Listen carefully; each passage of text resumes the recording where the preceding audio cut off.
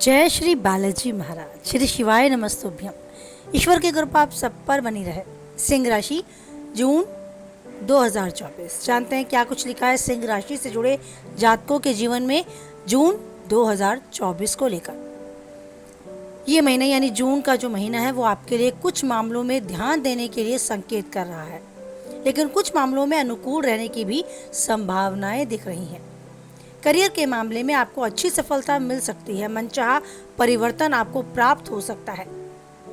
इस राशि से जो जातक स्थानांतरण का प्रयास कर रहे थे यानी अपनी जॉब में ट्रांसफर चाहते थे, इस महीने उन्हें उनके मनचाहे ट्रांसफर की शुभ समाचार की सूचना जरूर मिल सकती है। नई नौकरी की तलाश में थे तो उसके भी योग बन रहे हैं। आपको तलाश जारी रखनी होगी, प्रयास जारी रखना होगा। बिजनेसमैन के यानी कि व्यवसायियों के लिए उनके प्रयत्न का लाभ उन्हें अवश्य ही मिलेगा। उनके परिश्रम का अच्छा परिणाम उन्हें प्राप्त होगा। यदि विदेश संपर्क से जुड़े हैं व्यापारी तो अच्छी सफलता का सूत्र उन्हें मिलेगा, अच्छी सफलता उनके हाथ आएगी। आपकी परियोजनाओं में तेजी आएगी और उन सफलताओं से आप गदगद हो उठेंगे। वैवाहिक जीवन की बात की जाए तो प्रेम और निर्भरता बनी रहेगी, जबकि प्रेम संबंधों में भी खुशी भरे पलों की आहट होगी। महीने के उत्तरार्ध में आप भरपूर रोमानियत से भरे रहेंगे और अपने रिश्तों में प्रेम का जमकर लुत्फ उठाएंगे। अगर आप विद्यार्थी हैं तो विद्यार्थियों को शिक्षा में अच्छे परिणाम की प्राप्ति के योग है, जिससे आपका आत्मविश्वास भी आपको बढ़ता नजर आएगा। स्वास्थ्य की दृष्टि से कहा जाए तो थोड़ी गिरावट आपको अपने स्वास्थ्य के प्रति नजर आ सकती है। आप स्वास्थ्य संबंधी समस्याओं का कुछ शिकार हो सकते हैं, जिन्हें आप अभी तक झेल रहे हैं, उनके निवारण के लिए कदम नहीं उठा रहे हैं। हो सकता है वो समस्या आप पर हावी हो जाए। पारिवारिक जीवन में समस्याओं के बावजूद खुशी का माहौल बने रहने की प्रबल संभावनाएं हैं। अगर विस्तार से बात की जाए तो हम बात करते हैं सबसे पहले आपके कार्यक्षेत्र के विषय में। करियर की दृष्टि से यह महीना यानी जून 2024 अनुकूल रहेगा। जो लोग अब तक बेरोजगार हैं, रोजगार की तलाश में हैं, उन्हें अच्छा रोजगार प्राप्त होने के योग है। यदि आप नौकरी करते हैं और आप ट्रांसफर बहुत समय से चाह रहे थे तो आपकी चाह इस समय पूरी होती आपको नजर आएगी। आपको अपनी मनचाही जगह पर भेजा जा सकता है। यदि आप किसी नौकरी में प्रमोशन चाहते थे या दूसरी जॉब ढूंढ रहे थे तो इस दौरान कहीं से आपको अवसर भी प्राप्त होगा, जिससे आपको नौकरी बदलने में भी सफलता हासिल होगी। दशम भाग में सूर्य, बृहस्पति, बुध और शुक्र के प्रभाव के कारण कार्यक्षेत्र में बहुत सारे लोगों से आपकी बातचीत होगी, पर आपको बहुत अधिक ध्यान रखना है कि आपका व्यवहार अनुकूल रहे। किसी से भी गुस्से में आकर या बदतमीजी से कोई बात कभी भी ना करें। कार्यक्षेत्र का माहौल आपके विपक्ष में बदल जाएगा। आपके अगेंस्ट कई लोग खड़े हो जाएंगे, आपके विरोध में लोग सतर्क हो जाएंगे। तो छठे भाग के स्वामी शनि महाराज सप्तम भाग में विराजमान होकर कार्यक्षेत्र में आपको बल दे रहे हैं और आप अपने प्रयासों के कारण आपके कार्यक्षेत्र में जमे रहने में सफल भी हो सकते हैं। बस आपको ध्यान रखना होगा, खुद पर अपने को थोड़ा सा अनुशासित करके चलें, थोड़ा संयम बनाकर रखें अपने व्यवहार पर। व्यापार कर रहे जातकों को भी सप्तम भाग के स्वामी शनि महाराज के सप्तम भाग में बने रहने से अत्यंत लाभ होगा। आपके व्यवसाय में एक अच्छी उन्नति होगी और अनुशासित होकर आपके हर काम को पूरा करेंगे, जिसके कारण कार्यक्षेत्र में आपका दबदबा भी बढ़ेगा और बाजार में भी आपके काम की धूम मचेगी। आपके बारे में लोग चर्चा करेंगे, कहा जाए तो आपका नाम चमक उठेगा। विदेश माध्यमों में या विदेश सूत्रों में मेल मुलाकात करने या उनके माध्यम से अपने काम को आगे बढ़ाने में ये महीना आपको काफ़ी हद तक मदद करेगा। ये था आपका कार्यक्षेत्र, जिसमें उन्नति के आसार आपको देखने को मिलेंगे। आपका करियर काफ़ी हद तक अच्छी दिशा में चलेगा। अगर आर्थिक दृष्टि से देखा जाए तो ये महीना आर्थिक स्थिति में महीने की शुरुआत को लेकर पूरा महीना राहु महाराज दशम भाग में रहेंगे, जो अप्रत्याशित खर्चों की ओर आपको इशारा करेंगे। आपको जाने अनजाने कई ऐसे खर्चे करने पड़ सकते हैं जिनका धन आपको वापस नहीं मिलेगा और नुकसान उठाना भी पड़ सकता है। आपको मानसिक तनाव भी हो सकता है। दूसरे भाग में केतु विराजमान रहेंगे, जिसके कारण आर्थिक स्थिरता जो है वो एक समस्या बन सकती है आपके लिए। धन को बैंक में जमा करने या किसी योजना में लगाने से आप अपनी परेशानियों से बाहर आ सकते हैं, क्योंकि इसी वजह से परिवार में आ रही वर्तमान उतार चढ़ाव को देखकर कहा जा सकता है कि आपको अपने धन को अच्छे से प्रबंध करके चलना होगा। पैतृक व्यवसाय से अच्छा लाभ होगा यदि इस तरह का काम आप करते हैं। आपको आर्थिक तौर पर चुनौतियों से बाहर निकलना होगा।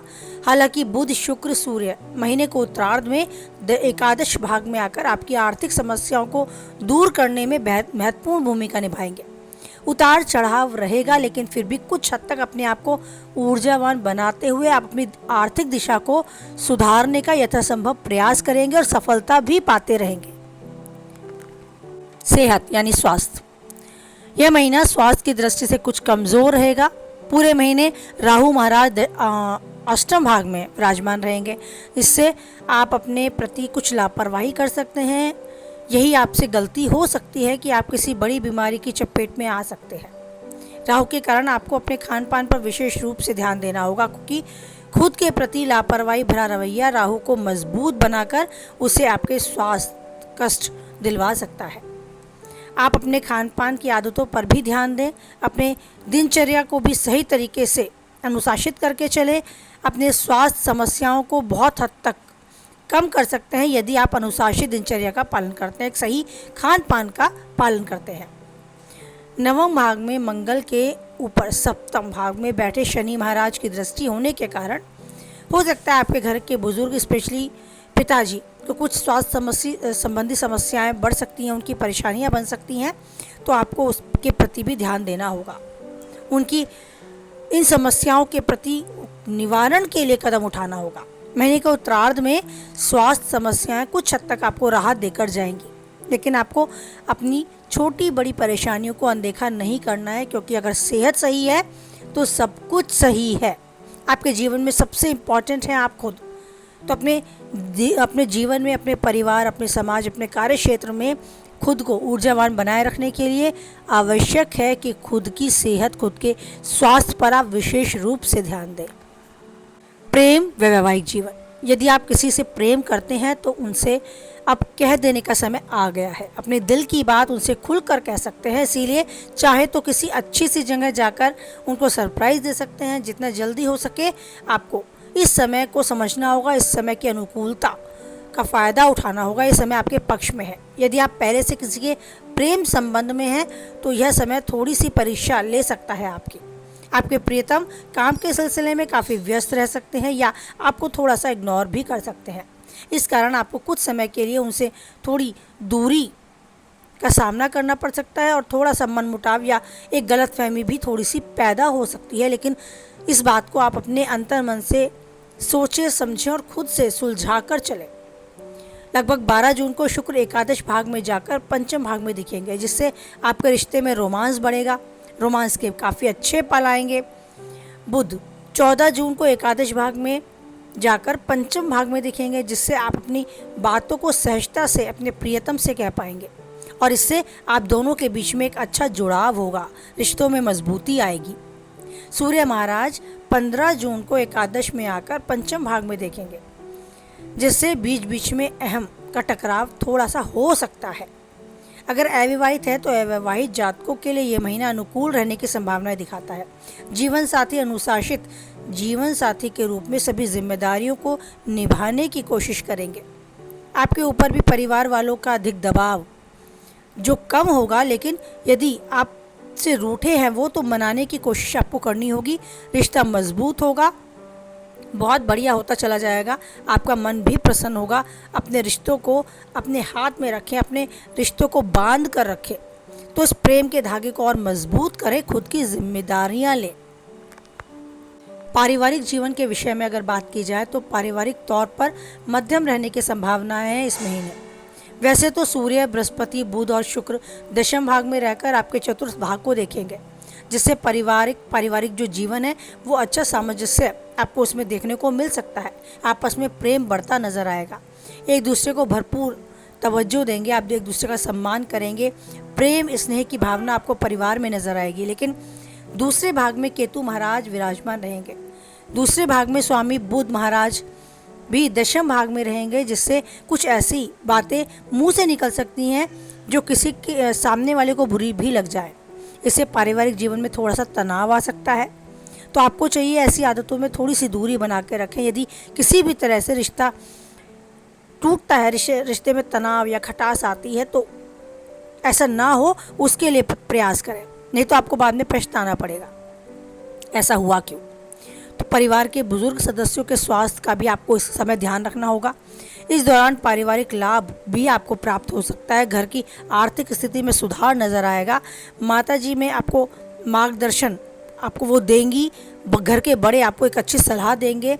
आपके कामकाज के लिए काफ़ी महत्वपूर्ण निर्णय आप उनके साथ बैठकर लें तो आपको एक सुकून, राहत महसूस होगी।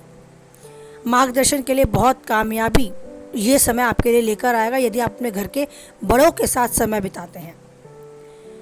चतुर्थ और नवम भाग के स्वामी मंगल नवम भाग में रहकर राजयोग के समान परिणाम देंगे, जिससे परिवार में भी आपको अच्छा मान सम्मान मिलेगा। समाज में भी आपका नाम अच्छा होगा, प्रशंसा होगी, आपकी वाहवाही होगी। तो ये आपके जीवन में खास पल आपकी प्रशंसा, समाज में मान प्रतिष्ठा बढ़ाते हुए हमेशा आपका साथ दे। जीवन के पलों को आप खास बनाएं और जीवन के हर पल को अच्छे से जिएं। जो चाहते हैं पाएं और उन्नति के शिखर तक यूं ही आगे बढ़ते जाएं।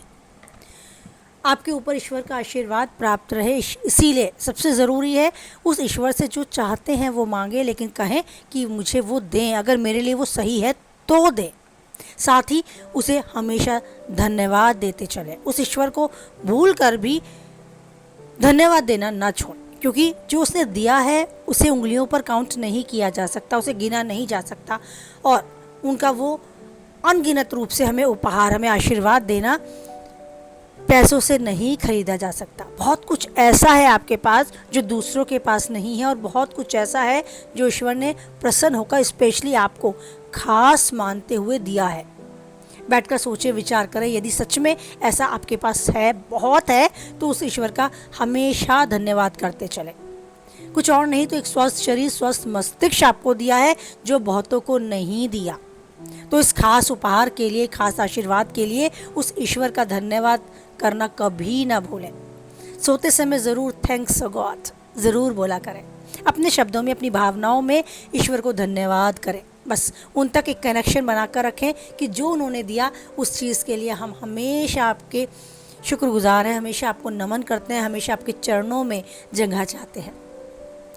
आप ईश्वर के चरणों में हमेशा जगह पाते रहें और उनका हाथ अपने सर पर पाते रहें। इसी उम्मीद, इसी कामना के साथ वाणी को विराम देती हूँ। कुछ हद तक वीडियो से आप सहमत रहते हैं तो प्लीज़ लाइक करें, किसी के काम की पाते हैं तो उस तक शेयर करें, और पहली बार चैनल पे हैं, बने रहना चाहते हैं तो चैनल को सब्सक्राइब करें।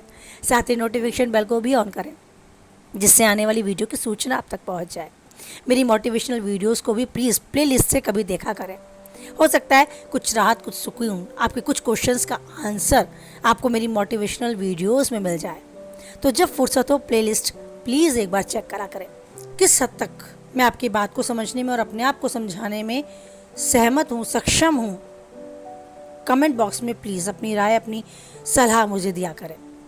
आपकी राय, आपकी सलाह कमेंट बॉक्स में मुझे ज़रूर मिलेगी। इसी उम्मीद के साथ फिर मिलते हैं नई वीडियो को लेकर। बस उम्मीद है कि आप यूं ही बनाए रखेंगे उस ईश्वर पर अटूट विश्वास, क्योंकि उतार चढ़ाव आएगा, आता रहेगा, ये धूप छाँव ज़रूर आएगी, लेकिन वो ईश्वर नहीं छोड़ेगा हमारा साथ। परिस्थितियाँ कैसी भी हों, हमेशा बनाए रखेगा हमारे सर पर अपना प्रेम भरा हाथ। इसी उम्मीद, इसी आशा और इसी विश्वास को मन में धारण कर बोले, जय बालाजी महाराज, जय माता दी।